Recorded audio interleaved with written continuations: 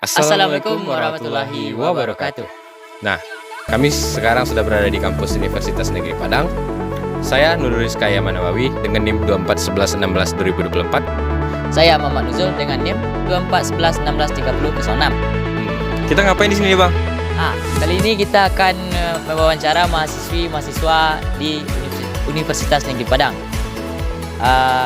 Gimana lagi? Waduh, berat ya. Berat. Kita langsung saja ke videonya. Sebelumnya silakan, boleh kakaknya perkenalkan nama sama dari jurusan mana? Nama Nadia Putri dari jurusan Sendra Tasik. Kalau saya Farah dari jurusan Pendidikan Tari. Aku Gio dari Pendidikan Tari. Oke. Nah, jadi saya mau nanya nih kak, kakaknya udah pernah nonton film animasi nggak sebelumnya? Udah. Apa tuh kak? Bobo Boy, Upin Ipin, SpongeBob. SpongeBob. Oke. Nah, dari 3 contoh film yang udah kakak tonton tadi itu, ada nggak kakaknya tahu tentang salah satu prinsip animasi? Nah, jadi prinsip animasi ini ada 12. Ada nggak kakaknya tahu salah satu? Enggak tahu bang. Enggak tahu bang.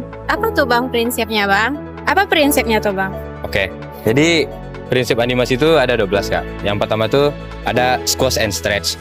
Nah, yang kedua tuh ada anticipation, yang ketiga tuh ada staging, yang keempat tuh ada strike ahead and pose to pose, yang kelima tuh ada follow through and overlapping action, yang keenam tuh ada slow in and slow out, yang ketujuh tuh ada arc, yang kedelapan tuh ada secondary action, yang kesembilan tuh ada timing, yang ke-10 tuh ada exaggeration, yang ke-11 tuh ada solid drawing, dan yang terakhir tuh ada appeal. Nah, dari 12 prinsip animasi. Jadi yang pertama itu kan tadi ada squash and stretch. Nah, squash and stretch ini memberi kesan berat dan fleksibilitas di animasi tersebut. Yang kedua itu kan ada anticipation. Anticipation ini adalah gerakan persiapan sebelum aksi utama. Misal kayak di gerakan Tom and Jerry lah. Dia kan mau lari tuh ngejar Jerry. Pasti ada kakinya putar-putar lah dulu baru jalan. Nah, yang ketiga itu ada staging. Staging ini penempatan elemen agar aksi jelas. Yang keempat itu ada strike ahead and pose to pose. Teknik ini adalah teknik animasi berurutan atau melalui pose utama. Yang kelima itu ada follow through and overlapping action. Nah, ini adalah gerakan lanjut setelah aksi utama.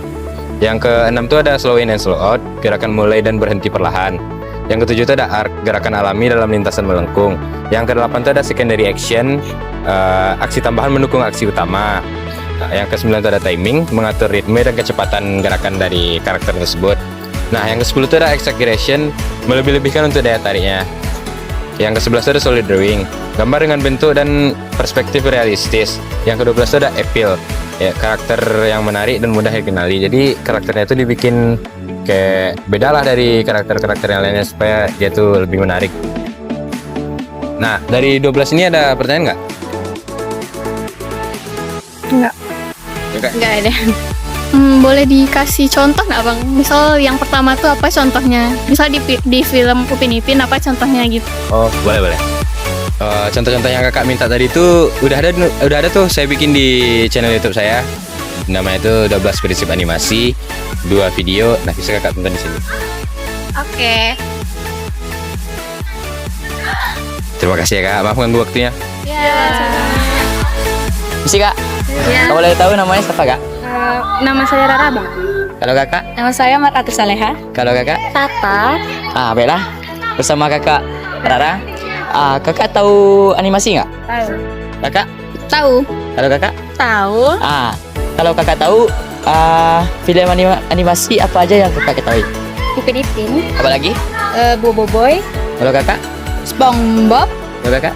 Ya sama Upin Ipin, SpongeBob, Bobo Boy. Kakak sudah menjawab film-film animasi ini. Tahu kakak jenis-jenis animasi apa aja itu? Kalau kakak tadi bilang Bobo Boy, itu jenis animasi apa tuh kak? Kartun. Kalau kakak tadi SpongeBob. SpongeBob. Nggak tahu jenisnya. Jenis animasi yang kakak sebutkan tadi itu termasuk jenis animasi 3 dimensi. Sebelumnya jenis animasi sebelum animasi 3 dimensi muncul, ada itu jenis-jenis animasi sebelumnya kak. Kakak tahu nggak? Enggak. Nggak tahu. Jenis animasi itu ada 10 kak. Yang pertama itu ada animasi 2 dimensi, itu gambar manual. Dia dibuat dengan per frame, yaitu satu-satu kak. Nanti frame by frame itu digabung menjadi satu. Jadi biasanya itu animasinya itu dibuat oleh satu orang dan mencakup waktu yang lebih lama gitu. Yang kedua itu animasi stop motion kak. Itu objek fisik digerakkan dan difoto frame by frame. Yang ketiga itu animasi 3 dimensi. Contohnya film yang kakak tonton seperti Boboiboy tadi, itu karakter dan lingkungan 3 dimensi. Yang selanjutnya itu motion graphic kak, yaitu elemen grafis bergerak seperti teks dan logo. Selanjutnya itu ada animasi cutout, itu potong gambar yang digerakkan, gitu. Selanjutnya itu yang keenam rotoscoping, yaitu melacak gerakan dari video. Animasi ini bercakup seperti video animasi presentasi kakak tuh. Itu kan biasanya kan video tuh. Dan selanjutnya itu whiteboard animation, itu tampak digambar di papan tulis, sharing edukatif.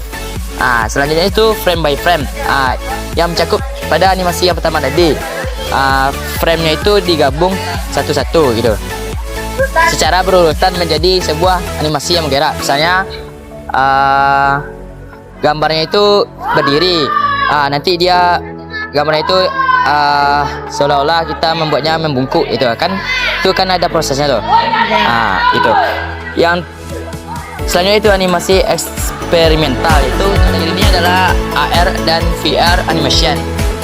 Animasi ini adalah animasi untuk augmented dan virtual reality. Kakak ini udah tahu jenis animasi ini. Apakah ada pertanyaan? Enggak. Ada bang. Apa kak? Yang kedua apa tadi? Nama jenis animasinya? Yang kedua itu adalah animasi stop motion. Itu contohnya seperti apa? Contoh animasi stop motion. Contohnya itu adalah pada film Sound Nasib kak. Sound Nasib ini kan termasuk film 2 dimensi. Itu kan filmnya itu kan dibuat satu persatu, yaitu frame by frame, yaitu satu objek ke gerakan satu objek itu berpindah. Itu difoto satu persatu, dan dirangkai menjadi sebuah video. Itu kak. Apakah kak masih ada pertanyaan? Enggak. Kakak? Cukup. Baiklah. Terima kasih untuk waktunya kak. Nama saya Fauzia Kak Fauzia. Kalau boleh tahu jurusannya apa tuh kak? dari jurusan agroteknologi. Nah, saya di sini ingin bertanya nih kak ke kakak. Kakak kan pasti pernah nonton film-film animasi ya? Ya pernah. Nah, contohnya film apa tuh? Upin Ipin, Naruto. Nah, kan kakak udah pernah nonton film animasi nih. Jadi menurut kakak yang terpikir di kepala kakak tentang animasi itu apa? Animasi itu mungkin kartun, karakter anak-anak yang bergerak itulah ya, 3 dimensi gitu. Ya gitulah kira-kira. Oke, jadi kalau menurut kakaknya ini animasi ini adalah kartun gitu, bisa 3D, pokoknya yang gambar yang digerakkan gitu. Kak siapa? Putri. Nuya. Tania. Oke. Kakak dari fakultas apa? Teknologi pertanian. Sama bang, teknologi. Kali ini saya akan bertanya-tanya seputar animasi. Kakak pernah nonton film animasi? Pernah. Kakak? Sama Kakak. Kalau boleh tahu, kakak tahu film animasi apa aja? Animasi dari Jepang sih biasanya kayak Doraemon, Shinchan. Kakak? Ya, Barbie. Filipin. Oke. Jadi kakak udah tahu dasar-dasar film animasi kan? Jadi menurut kakak animasi itu apa? Kayak kumpulan gara. Apa kak?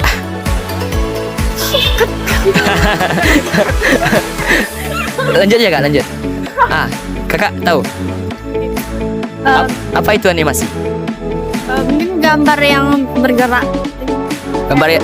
Ceritanya. Ya, gambar yang bergerak ya. Sama, jadi kumpulan gambar yang dibuat bergerak terus dikasih suara gitu. Jadi langsung Oke, kalau kakak tuh? Menurut saya sih film animasi ya. Ya. Terkhususnya pada film, kalau misalnya film animasi itu kayak diperuntukkan pada semua umur juga bisa ditonton. Oke, itulah pengertian animasi menurut mahasiswi yang ada di UNAN. Oke kak, terima kasih ya atas waktunya. Kita sudah ada di Institut Teknologi Kota. Waktu siang. Jadi saya mau kayak sekarang kan udah sama 3 mahasiswa ITB. Kalau ada gitu, saya Andi dari Institut. Kalau saya Asli dari jurusan elektro. Kalau saya Berpikir dari jurusan. Dan bersama 3 mahasiswa ITB. Nah, jadi saya ini mau nanya bang. Kan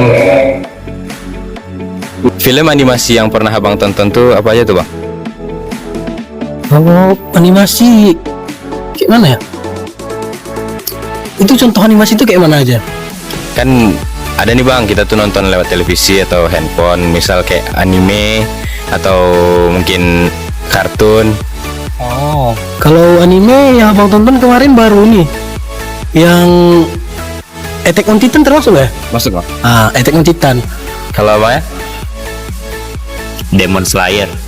Kalau abang ya? Kalau abang banyak sih, tapi kalau sekarang lagi ditonton sih Danmachi. Oke. Jadi kan abang-abang ini udah nonton kartun atau animasi nih, anime. Nah, abang-abang ini tahu nggak sejarah animasi? Dari awal animasi itu? Kalau untuk sejarahnya sih kurang tahu ya. Saya cuma ini menikmati filmnya saja. Nggak tahu, Bang. Saya juga nggak tahu. Jadi sejarah animasi itu awalnya tuh ada animasi tradisional bang. Nah itu tuh mulai pada tahun 1900 sampai 1930. Nah animasi tradisional nih ya awalnya tuh dibikinnya tuh pakai alat yang namanya zoetrope, yang kertas digerakin per frame-frame itu bang. Nah masuk ke era animasi klasik, itu animasi yang mulai ada suara kayak Mickey Mouse bang. Nah itu tuh pada tahun 1930 sampai 1950. Nah lanjut ke animasi digital. Digital nih yang awalnya tuh pakai CGI bang, yang kayak Toy Story. Itu udah masuk modern. Yang modern tuh kayak animasi yang kita tonton sekarang, yang abang-abang tonton tuh, yang Demon Slayer, Attack on Titan. Nah, yaitu baru sampai sekarang berkelanjutan animasi modern. Jadi kan saya udah jelasin nih bang tentang sejarah animasi. Nah ada abangnya nggak pertanyaan? Kalau saya mau nanya, kan ada beberapa anime nih yang ada kemunduran di bagian animasinya. Itu karena apa sih? Saya mau tanya. Kalau abangnya? Kalau saya sih lebih ke mana ya? Sisi negatif sama positifnya ini anime itu. Soalnya kan pecinta anime di ini kan banyak nih yang sering nonton anime gitu. Apa sih dampak positif sama negatifnya bagi si penonton gitu? Kalau abangnya ada pertanyaan? Kalau saya sih mau nanya, apa sih daya tarik dari animasi ini? Oke, bisa mengalami kemunduran.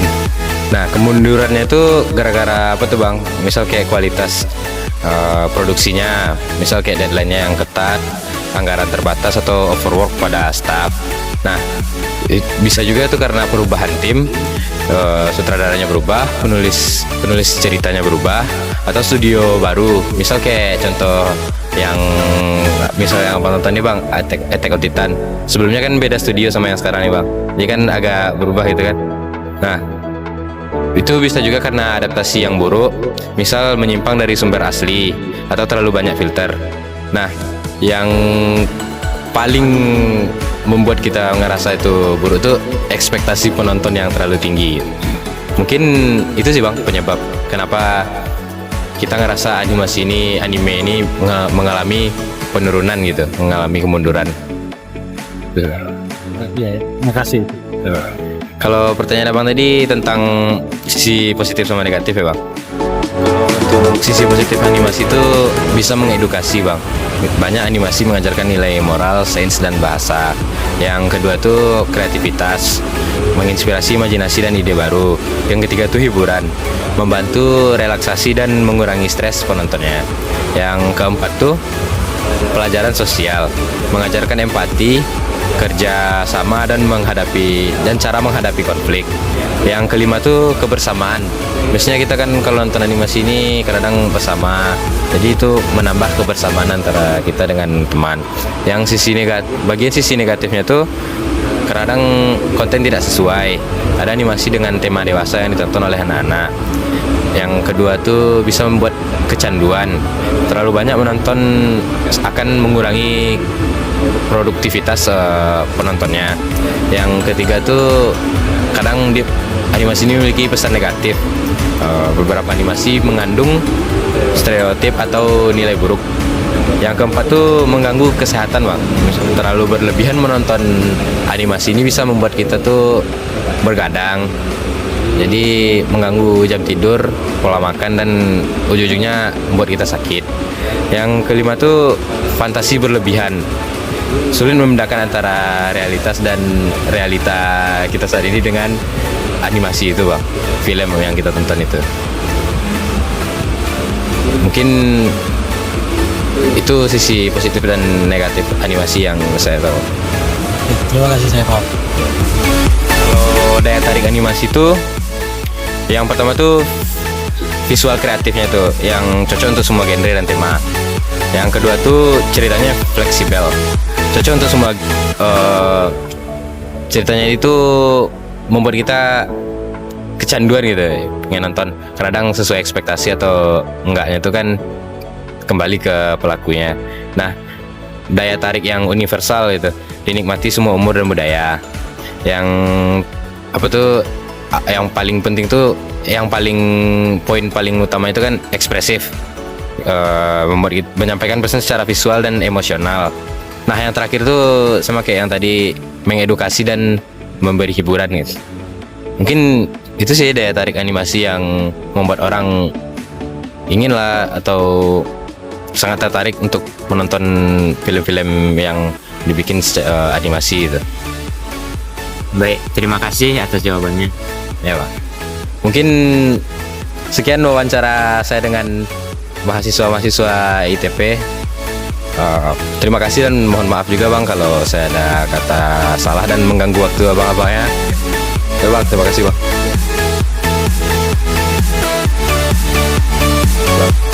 Oh ya, Bang. Kalau boleh tahu namanya siapa, Bang?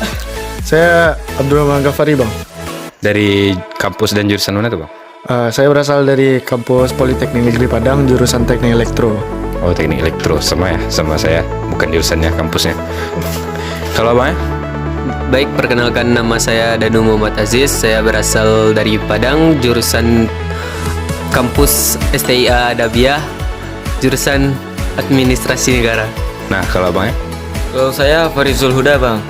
Jurusan Teknik Elektro di UNAN. Oke. Sekarang kita udah bersama 3 mahasiswa hebat dari kampusnya masing-masing nih. Sebelumnya saya mau wawancara nih, Bang. Abangnya udah pernah nonton serial animasi belum? Oh, saya sudah, Bang. Apa tuh, Bang? Itu animasi yang di TikTok itu, Bang. Animasi CM, Bang. Oh, CM. Kalau Abang ini? Kalau saya juga banyak munculnya di TikTok juga, Bang. Itu desain loh, judul. Desain. Kalau Abangnya? Kalau saya di TV, Bang. Kayak Upin Ipin, Bobo Boy. Boy, Upin-Ipin ya. Nah, dari serial animasi yang telah abang-abangnya tonton ini, ada nggak yang tahu apa itu pipeline animasi? Enggak, Bang. Kalau itu saya nggak tahu. Kalau Bang? Gak tahu, Bang. Nah, jadi Bang, pipeline animasi ini adalah langkah-langkah untuk dalam proses produksi animasi. Nah, yang pertama itu ada pre-production, yang di mana di bagian ini tuh kita menyusun ide dan mulai merumuskan ide-ide tersebut. Nah, yang kedua itu bagian production. Nah, di bagian ini udah tau lah ya, kita tuh mulai membentuk karakter, memulai untuk memproduksi animasinya, terus masuk ke post production. Nah, ini tuh bagian kayak apa ya, Bang, pengeposannya. Jadi udah mulai di post dan difilmkan itu kan, udah mulai ditayangkan. Nah, dari 3 tahap tersebut ada nggak Bang yang Saya udah nggak tahu tentang itu semua. Woi, kalau Bang? Mungkin dari beberapa penjelasan tadi mungkin secara tidak langsung sudah dapat disimpulkan. Jadi mungkin sudah ada beberapa yang saya mengerti. Oke, kalau Bang? Mengerti. Itulah sekian video wawancara dari 3 mahasiswa kampus berbeda ya. Dan sepertinya mereka paham dan tahu ya. Oke, mungkin sekian. Terima kasih.